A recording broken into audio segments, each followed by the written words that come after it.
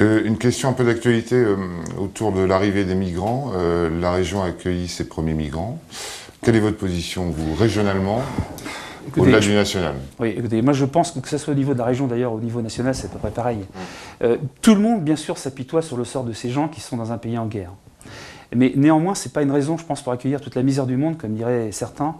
Même si il faut s'occuper de ces gens, mais il vaut mieux les maintenir chez eux, les aider chez eux, je pense, plutôt que de faire venir des vagues migratoires énormes, notamment en région centre, dans tout le pays, hein, pas seulement la France d'ailleurs, où ça va poser quand même de problèmes parce que... Même si les vagues, pardonnez-moi, ne sont pas tout à fait énormes. Enfin, oui, ça reste quand même dans des proportions. C'est le début, c'est bien qu'il n'y a pas que des Syriens notamment et des Libyens qui viennent. On peut comprendre d'ailleurs, hein, puisqu'on leur dit de venir en plus, puisque l'Europe considère qu'il faut accueillir ces gens. Mais néanmoins, tous ces Français qui souffrent, tous ces Français qui sont oubliés, qui n'ont pas de logement, qui n'ont pas de travail, qui ont des fois seulement le RSA pour survivre, à qui on va dire aujourd'hui, bah, écoutez, vous passerez après. Moi, je trouve que c'est scandaleux.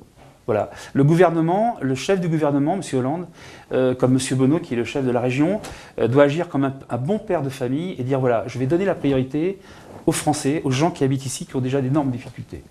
Voilà, la paupérisation de la France, elle existe, elle s'accroît, c'est pas utile d'en rajouter.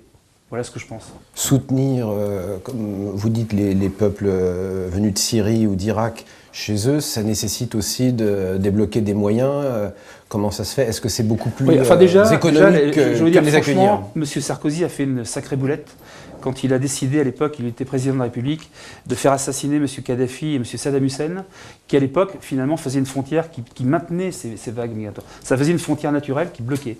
Depuis ces fameux événements, effectivement, on assiste à une misère qui s'accroît, à des problèmes justement liés à l'immigration-invasion. Et forcément, ces gens qui sont dans un pays en guerre ne demandent qu'une chose à faire, c'est de fuir.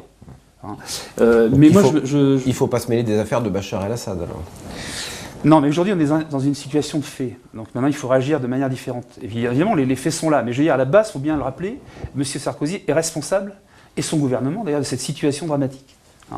Il vient nous dire qu'il va remettre les choses en place, qu'il va aider les Français à retrouver du pouvoir d'achat, etc., etc., etc. Mais enfin, je veux dire, ces gens-là eux-mêmes ont fichu une pagaille énorme en allant casser la figure à ces gens chez eux.